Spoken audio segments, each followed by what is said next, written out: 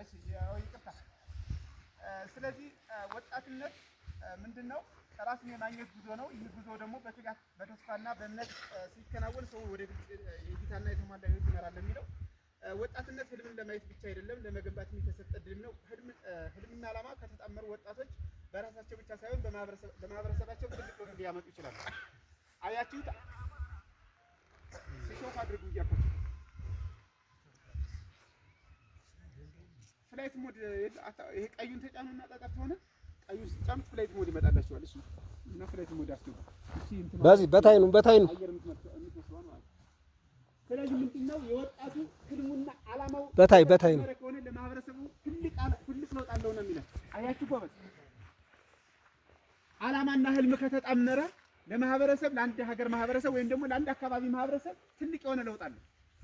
አንተ በግ ስታደልብ፣ አንተ በሬ ስታደልብ ዓላማ አለህ። ለምን? ነገ ከነገ ወዲያ ይሄን በሬ አድልቤ ምን ለማድረግ ወይ ቤት ለመስራት ሊሆን ይችላል፣ ወይ መኪና ለመግዛት ሊሆን ይችላል፣ ወይ ደግሞ ሌላ ንግድ ለመጀመር ሊሆን ይችላል። ስለዚህ የወጣቱ ዓላማና ህልም ከተጣመረ ለማህበረሰቡ የተሻለ ለውጥ አለው ማለት ነው። ለማህበረሰባችን ትልቅ የሆነ ለውጥ አለው ማለት ነው። ትልቅ የሆነ መሻሻል አለው ማለት ነው። ለሀገሪቷ ትልቅ የሆነ ለውጥ አለ ማለት ነው። ስለዚህ ወጣቱ እያንዳንዷን እንቅስቃሴ ምን በማድረግ ነው? በዓላማ መሆን አለበት። እያንዳንዷን እንቅስቃሴ ምን በማድረግ አለበት? በህልም መሆን አለበት። ህልሙና ዓላማው ከተጣመረ ደግሞ የተሻለ ሀገር ይፈጥራል፣ የተሻለ አካባቢ ይገነባል ነው የሚለን። ሌላኛው እንዲሁም ይህ ዘመን አስፈላጊ የውሳኔ ጊዜ ነው። ትምህርት፣ ስራና ህይወት አቅጣጫ ለመወሰን ተስፋ ያለበት ደረጃ ነው የሚለን። በአጠቃላይ ወጣትነት የእድገት የእውቀትና የእድል ጊዜ ነው። ወጣትነት እውቀት የምንሰበስብበት፣ አያችሁ አይደል? ትምህርት የምንጨብጥበት፣ ራሳችንን የምናጎለብትበት፣ ራሳችንን የምንገነባበት ሰዓት ነው።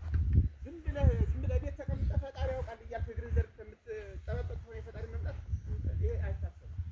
ስለዚህ ወጣትነት የእውቀት ጊዜ ነው፣ የእድል ጊዜ ነው። ራስን የምትገነባበት፣ ራስን የምትታስብበት፣ ራስን የምታደራጅበት ጊዜ ነው። ካለበለዚያ እናት አባትን እየረበሽክ አካባቢ እየረበሽክ ነገ ከነገ ወዲያ የተሻለ ሰው ሆናለሁ ብለህ የምትጠብቅ ከሆነ ይሄ የወጣቱ ተስፋም አይደለም። ይሄ እንደዚህ አይነት ሰው ካለ ዓላማ ቢስ ነው።